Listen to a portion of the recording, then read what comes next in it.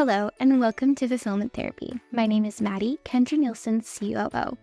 Today you'll be listening to episode 172, Balancing Family and Self, the Art of Differentiation for Energized Parenting with Kensi Evans. We hope you enjoy. Welcome back to Fulfillment Therapy. Today we have our lovely special guest back with us, Kensi Evans. She's just this bright spot in my life. I love her so much. And she's going to be here with me today talking about something you may or may not have heard about called differentiation. And there's several elements of that we'll talk about. But this is going to be, I hate this phrase because it's overused, but it's true. This is going to be game-changing. So I am excited to have her back with us. Thank you, Kensi, for coming back on the show. Thank you so much, Kendra. You know, I always love coming on and chatting with you. Just feels like we're hanging out. I know. That's the best part. It's so effortless and you have such wonderful insights. So just before we hop in, is there anything you want to share, whether about the topic or about yourself? I'm just excited about this topic. When you had reached out and you mentioned that we were going to talk about differentiation, I was like, oh my gosh, this is perfect. This is something that I have been working on and trying to implement in my life, specifically within my marriage and as a parent. And so I just thought this is a perfect opportunity for me to get to learn more, to talk about maybe what I do understand and gain some more insight into what I can get some more perspective on. And so I'm excited. I love this topic. Oh, I do too. And I'm glad that I'm not the only one. I sometimes wonder if I dork out about mental health things, but maybe you could help me. For the listeners, so they're like, what the heck is differentiation? Like, do you have like just a simple way in your mind to kind of visualize it, conceptualize like what that is?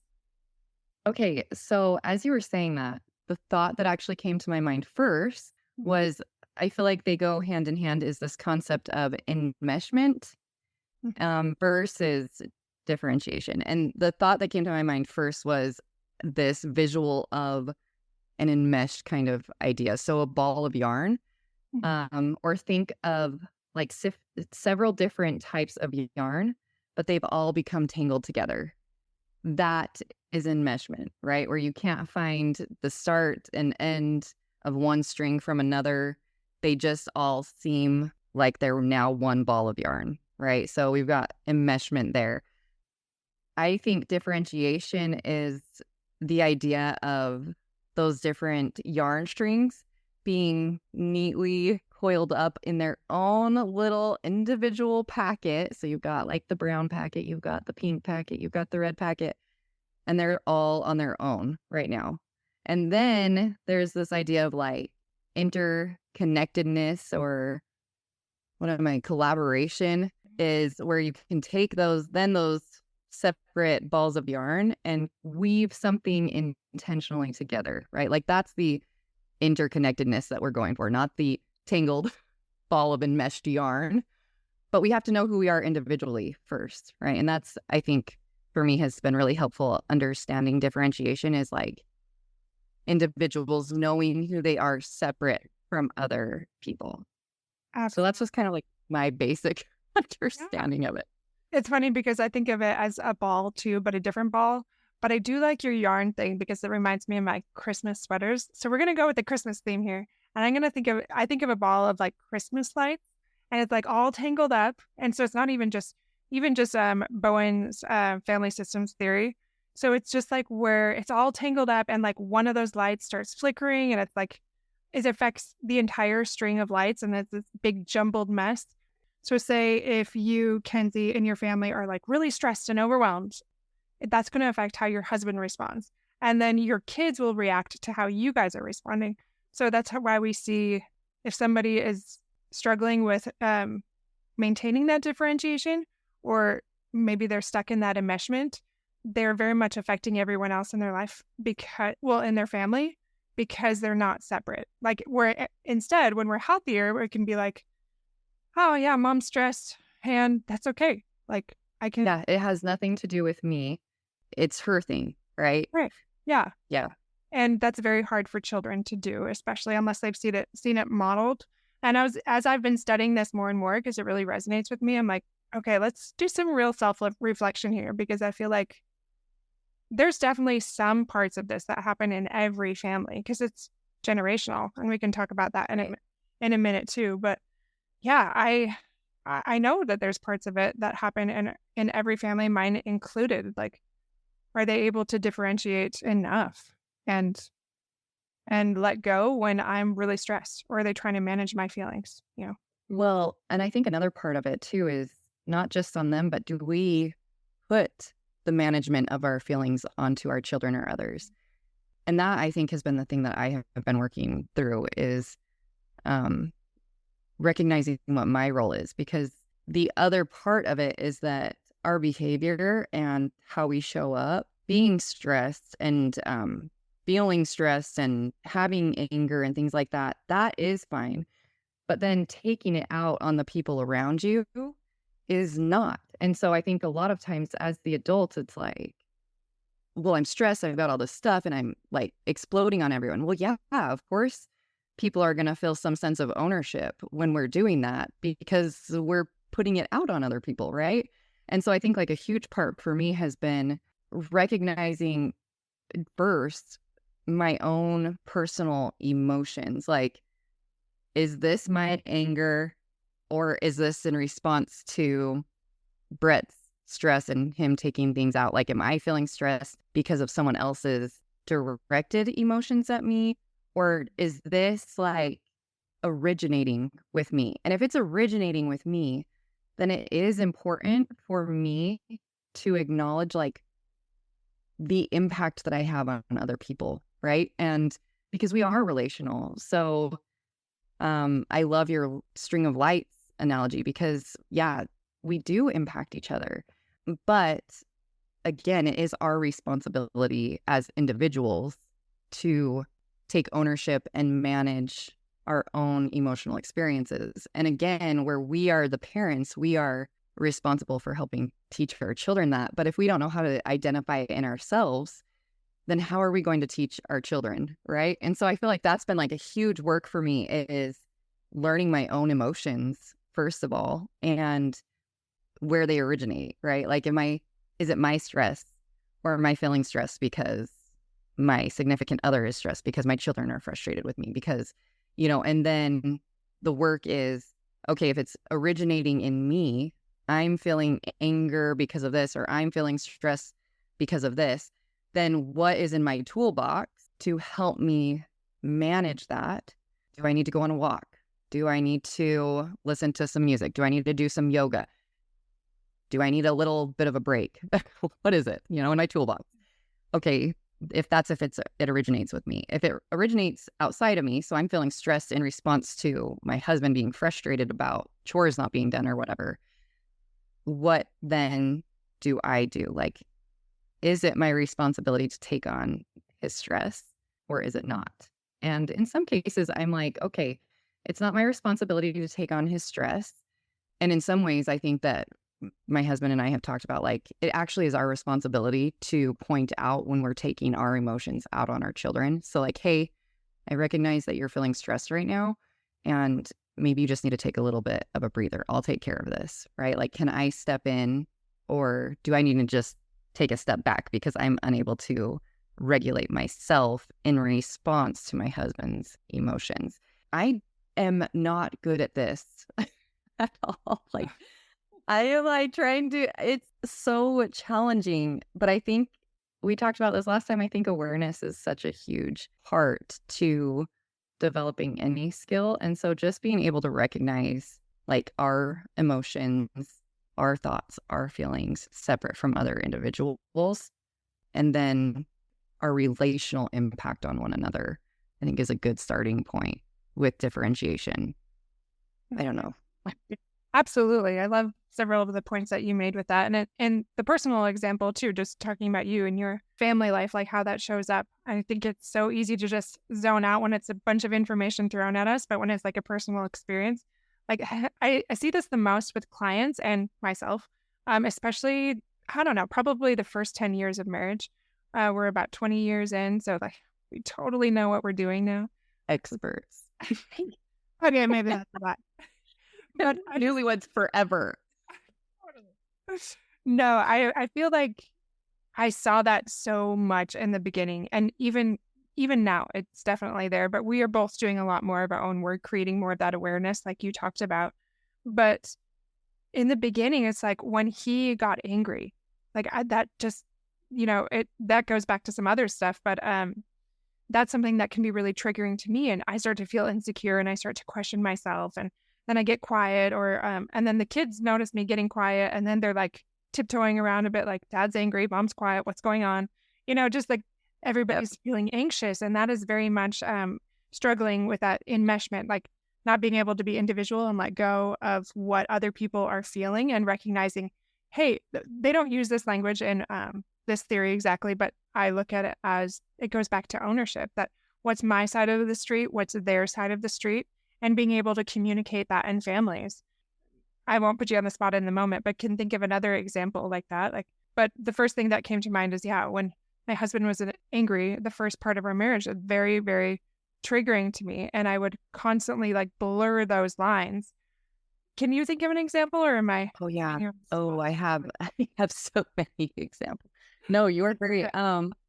I actually really love sharing personal experiences because I feel like it's an opportunity for me to like work through things again because I'm still trying to figure this out. So something I really tried to give create space for in my family with my children is I want them to be able to call me out if I'm being inconsistent or if I am taking my emotions out on them. So I was feeling stressed and I just, it wasn't even fair to my kids because I think I was working on some things and I was feeling the pressure and expectation of deadlines. And so I finished that. I go out of my room and my boys are actually playing like happily, you know, and they're having a great time. But I'm like, they haven't done their responsibilities. They're like dressed heathens. Like, what are they doing? you know? So instead of like recognizing, okay, I just came from like this busy, chaotic space in my mind and I'm coming out to chaos that is completely normal and understandable. And I'm wanting to control it, right? No, that was not what went on in my brain, Kendra. So I like come out and I'm like, guys, what are you doing? Like, have you had breakfast? Have you da da da da? And I'm like listing off all of their responsibilities and I'm doing it in this like snappy voice and da da da da da. And my oldest son was like, Mom, have you had breakfast? You're not you when you're hungry.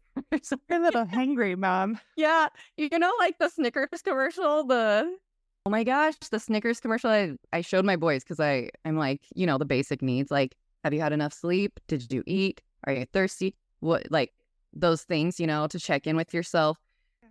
So my oldest at like the perfect time, and I was just super impressed with him because it was witty and funny, and he still called me out. And they have called me out more directly, like, Mom, you're being mean. Like, Yeah. and I'm like, oh, that hurts. But you're totally right. Like, I am not being fair. I'm not listening to you guys. I'm just going off on a rant. And they've called me out. And that one, it was just like, oh, like just that kind of. And I was like, you know what? I haven't had breakfast. I am hangry. Like I am not me when I'm hungry. So made myself a smoothie.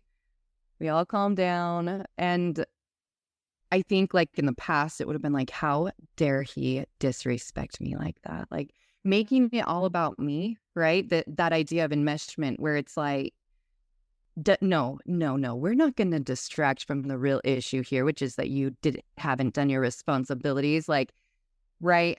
Instead of taking personal ownership of in a different situation, if I was more calm, if I was in a more playful mood, I would have handled that differently, right? And the enmeshment idea is, no, you guys are in on this too. And what I'm feeling, you guys need to help me figure out because obviously it's what you guys are doing, right? Like, so there's one.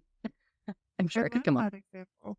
Well, do you mind if I share another one that kind of relates? Sure. Yes. It's always about parenting, it seems like. Well, no, I have plenty with marriage too. I was gonna say that. But this one is my youngest daughter, and it still kind of makes me sad, but hopefully people can relate to it and recognize we're all human. But I'm juggling a lot of balls. I love to be involved in a lot of things, and that's me. Like, I choose to put that on myself, and even indirectly or directly on my family. And I had been very clear in my communication with my daughter. I was like, "Are you sure?" Because she has these sensory things. "Are you sure you want to keep this clothing item? Because I am going on a trip for 10 days. I am not going to have time to return it later. I have to do it now." And she's like, "No, I'm definitely going to wear it." And I was like, "Okay." Because I'm going right now to the store. This is my last chance. So I returned the item. I came back home a different item. The next morning, not even 12 hours later, she was like, "Actually, I don't want it." And yes, that's normal as parents to be frustrated by that. There's space for that. And I didn't respond it very well. Like, I really wanted to frost it with some guilt, some shame, really serve it on that big old fat cake for her. And it worked. She felt very sad and guilty and full of shame. I mean, I wasn't yelling at her, but I was like, really? I just don't have time for this. And then I thought about it. I was like, oh, that just doesn't feel good. Maybe this isn't the best way to say it either, but I know it. I know better. I know what I'm doing here. That's not the best way to handle it. So I thought about it for a little while, gave space for that. And then I didn't say it in this language, but you know what, I still need to go back but as we're talking about this, I recognize there's, that my side of the street is very much not over scheduling, where I don't have space for that to when people are human, that just can't be chalked up to something that happens to all of us.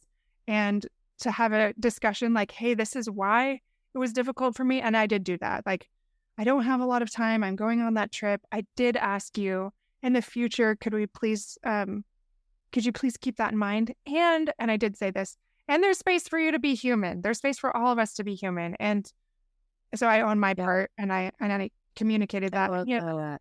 If I were to do it all over again, I would try not to serve her that frosted cake of shame. And though, Kendra, I think that is a huge part of differentiation is we are human. We aren't perfect. We're not going to do this perfectly. We are relational. And so kind of that idea of enmeshed is this messy ball of yarn, and we don't know one from the other. And then we've got our individual balls of yarn. Well, ultimately, we want to use those individual balls of yarn to make something beautiful. And sometimes we have to undo some stitches, right? Sometimes it's oh, that's the repair process, right? And I think that is a huge part of differentiation. So I think that is beautiful, is that even if it is afterwards, even if it is after the fact, having that self-awareness to see it and then be okay, I'm going to go back and clearly state to my daughter what was not okay about my behavior, so that she knows that her being human isn't an issue. And then communicate in the way that I actually do want to communicate. That is huge, right? That is a part of differentiation. That is teaching your children. You are modeling that. And I loved that you shared that story, because I think that's the reality, is it can show up in so many different ways. This enmeshed concept of, it doesn't have to be us yelling and freaking out. It doesn't have to be us. It can also be on the side of oh, I'm super sad. Why aren't you sad with me? Or, oh, this is frustrating to me. You should feel bad about it, right? It shows up in so many ways. And so that was a perfect example of you being wait a minute. She wasn't intentionally trying to bother me or make my life difficult, right? She is a child. And so allowing space for that, and allowing space for yourself, because it is hard. It is busy. We are figuring this out forever. So my question for you now, Kensi, is how do you think we can do this? Or maybe how do you do this? How can we create more differentiation? And we didn't even talk about triangulation yet, too. Let's see if we can talk about that as well. But families are probably okay, those are great examples. But what now? What do we do? How do we get out of this trap when it's like sometimes so subtle? The first step is that self-introspection and self-awareness. And it takes a lot of like sitting with uncomfortable emotions. So when you feel guilt after you overreacted, sit with that. Yeah. And look at that. Instead of justifying it, go into why you felt bad about it, right? So if you overreact with someone, allow yourself to feel that uncomfortable feeling of what it's trying to tell you, and don't make it about the other person. So I think that's the first part of like self-identifying. And then when I go and then have that discussion with my children about how I did it wrong, I tell them, you know what, it's probably really scary for you to call me out because of how I have acted. And so, but I want you to know, I want you to call me out.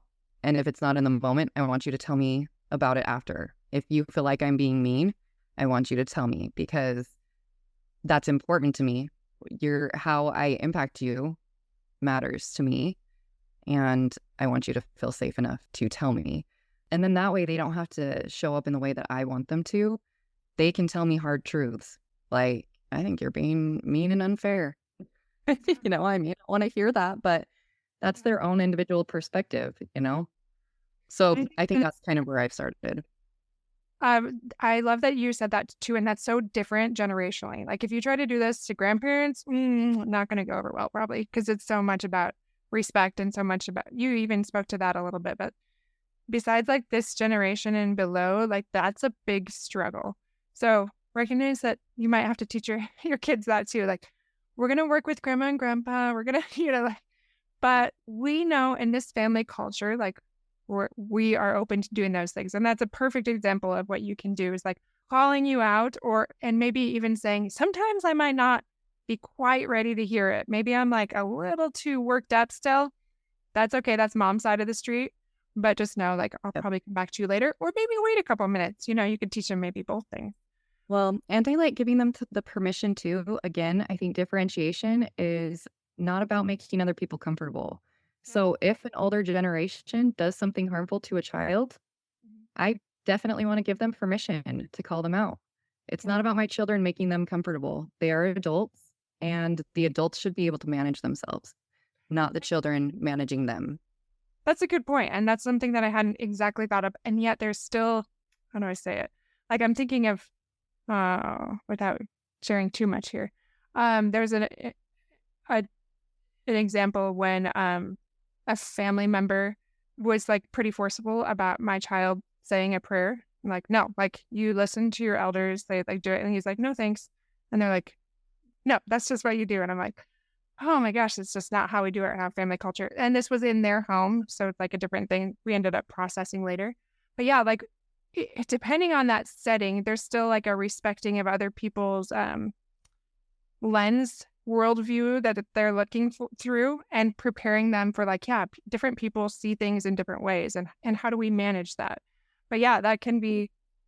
And that is really tricky to manage. But again, I would just say that is on the adult to manage. Like, I get having a desire for someone to say a prayer and like the respect element of that. But I guess like for me, I have been really looking into what is respect, and it's mutual, right? Like it's reciprocal. It goes both ways. So the idea of expecting a child to respect an elder or someone else because it's their home or whatever, but the respect isn't going the other way, is just really inconsistent. And I think that goes, speaking, since this is a religious frame that we're talking about, I think that kind of goes against what God has taught us about loving your neighbor as you love yourself.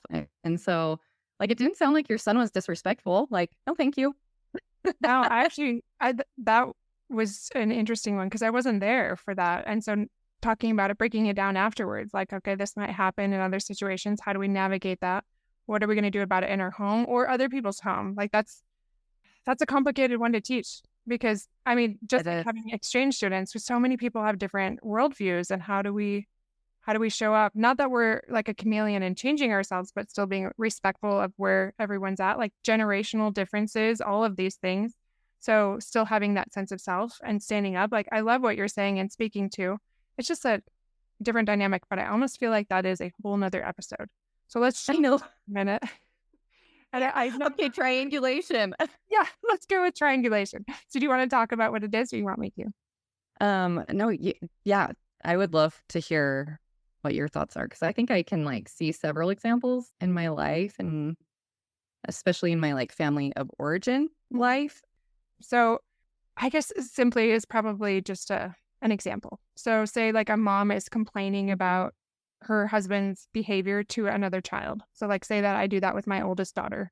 Like, oh, your dad is just always late to everything, and just like venting to her. And so what I'm doing is I'm pulling her into that conflict that I have with my husband. And that creates tension in all of the relationships.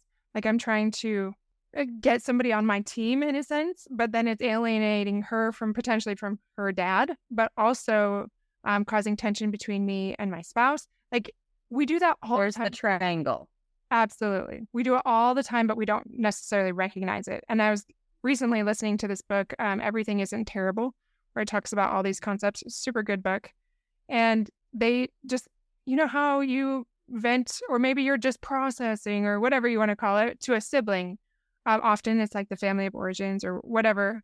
And we are just talking about, I've recognized how often I'm doing it. Like, oh yeah, we're just like talking about these family dynamics, but are we really, or are we actually creating that triangle that prevents us from going straight to that person and having those healthier relationships?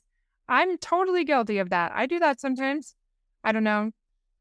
The most humbling part, I think, of understanding and seeing triangulation is beginning to see it in your behavior. And I think if we are willing to open our minds to the ways that we do it, we begin to see it more. And that enables us to begin to be able to address it. And the thing that's great about triangulation is that cut out one of those like unhealthy modes of communication and the triangle is ruptured, right? It's like, in that way, what I have really appreciated about the idea of like fixing triangulation is not engaging in it, right? Like if you remove yourself, then there's no longer three pieces for the triangle, right? So yeah, no, I think, and it's hard. I definitely still have that. Just a quick example, because I know we've got to wrap up here soon, but I noticed like with my children unintentionally doing it, as you were talking, I was like, oh my gosh, I've got so many examples. Like we'll be driving home in the car, and this was just last night. I was like, hey, son, will you help other son with this thing? And he was like, no. And I was like, excuse me? Like, that's not okay. And then at that moment, because of my reaction, right, to his response, it was like, hey, you never help mom.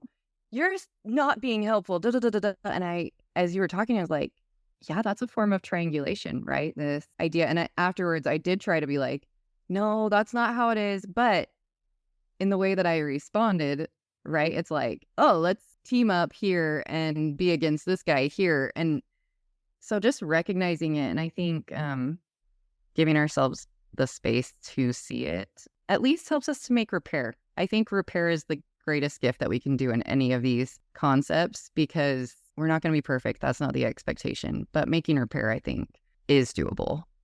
You know? Yeah, absolutely. Yeah, that's a great example. And like we can both attest, we see it all over the place. It's so easy to like point it out in others, but to recognize like, wait, when am I like involving a third person? Maybe that's even a professional. Maybe that's like a mentor, whatever that is. But instead of going directly to that person, now there can be space like for a therapist or something where you are trying to process it and build up that like maybe role play how you're going to do that. But mostly, let's be honest, mostly we are doing that to like justify our hurt feelings, or to get like a cheerleader, or to just, sometimes we're just gossiping. Whatever it is, when we're not going directly to that person, it just shows that enmeshment. It's a sign of enmeshment, and it is preventing us from having healthier functioning in our relationships. I have about 5 just very brief, basic tips that if I were to give parents on what they could do in simple ways to practice creating greater differentiation. if you have any just even informal thoughts, that'd be great, Kensi. But do you mind if we end with that today? And if you have any final thoughts with that too? But my first one is like, get to know yourselves. Kensi, you spoke to this a lot, like creating that space. So just take time to recognize like maybe when you get annoyed or why, and the little quirks and things that are challenging and how you can like own your side of the street. And then keep it to one-on-one, what we just talked about with a triangulation. Go directly to that person. It is so much harder than we think it will be, but like that's going to be where our best self shows up. And then a simple way to remember it is maybe spot the family reruns. We didn't get into this a lot, but that this is a generational thing. This is very much a repeated pattern that keeps going on and on. So maybe there's like a greatest hits thing in your family when things get tense and those triggering topics. Just notice those reruns and then spot those patterns as something that you can change to get out of that cycle of enmeshment and differentiate to become your own self. And then let's see, be your own emotional DJ. So what that means is learn to calm yourself down rather than relying on somebody else. Like we often have a best friend, a sibling, a spouse that's like, manage my feelings. I feel really uncomfortable. And we didn't get into this a lot, but learn to soothe yourself, because that's a form of differentiation too. If we're always relying on other people, I do this to my kids a lot. Like, oh, I'm so stressed. I'm so overwhelmed. Like, it's not their job to calm me down. That's on me. And then the last one is give people space to be themselves. So we often want our kids to be like these perfect little angels and all these things, but just how you talked about, Kensi, how you let them call you out and do these different things, like allowing them to be their own little humans with different opinions and thoughts and not letting it trigger and react us, or maybe it will, and that's okay. It's like having space for that as well. But focus on our own reactions and to those things and let them be themselves. I see this all the time with my clients. Like there's major struggles with enmeshment between a couple. So really practicing letting go. And one way we can do that is having me time and having your own friends, your own interests outside of your spouse. That is so healthy. And I've talked too much. So Kensi, take it away. No, I think your points are spot on. I do think that when we're first developing a skill, it can be really challenging to see the things that we don't know, right? You don't know what you don't know. And so I do think that a trusted therapist that's removed from the situation, who doesn't really have a vested interest in like besides your success, can be really helpful. And for me, I did have some trusted friends that were also removed enough from the situation where they weren't like a part of the enmeshment, a part of the dynamic that helped call me out, right? So I would come to them. So finding people that aren't just going to increase your bias, right? But rather call you out on inconsistent behaviors, I actually think is very helpful, because we cannot be the answer for ourselves a lot of times, because we are in our story. We are in our perspective. We are stuck in it. And so I think at least gaining the awareness enough to know, like you were saying, Kendra, don't rely wholly on other people to help regulate you. I also have had enough awareness too to realize like we are relational beings, and there have been the studies done that show that like a regulated person coming to a dysregulated person can be one of the fastest modes to help calm a nervous system. But recognizing which people you should do that with, right? Like going to your child when you're dysregulated about your spouse is creating triangulation. Going to a friend outside of this family dynamic is a much better choice than someone who is within that system. So like just recognizing, okay, I do need someone, I do need an external perspective. I do need like a human, you know, and like, but knowing which direction to go, right? So that you don't create that triangulation, I think is important. So those are the thoughts that I would have, because self-awareness is important, but you can only get so far on your own because our brain doesn't want to see those uncomfortable truths sometimes. So those are my thoughts. I love how you can build on something or maybe take it from a different angle. I think that's a benefit of having you here, which I love. It's like, yeah, it is I said mentor, but you're right. Like, it is something that someone can be removed enough. If it like, ask yourself the question, is it somebody that is going to, just like you set up with your kids, and it sounds like you're surrounding yourself with people that are willing to call you out and be honest. And if it can't be one of those people, then it's not the right person. Like, if it's just somebody that's keeping you and with your blinders on and feeding you that like justifying behaviors and causing you to be, I don't want to say causing, but where you stay stuck in that stagnancy and you're not perpetuating those patterns, that blindness. Oh, and there's so many of them out there. They're all around wanting to like feed us those little lies. It feels good in the moment, but it's going to keep us stuck. So I'm so glad you spoke to that. Yeah, and I'll leave it at that. So many wonderful points that you made. So thank you, Kensi, so much for coming on and giving us your advice and your wisdom and maybe seeing it from that different angle. I very much appreciate it. And I know I appreciate you.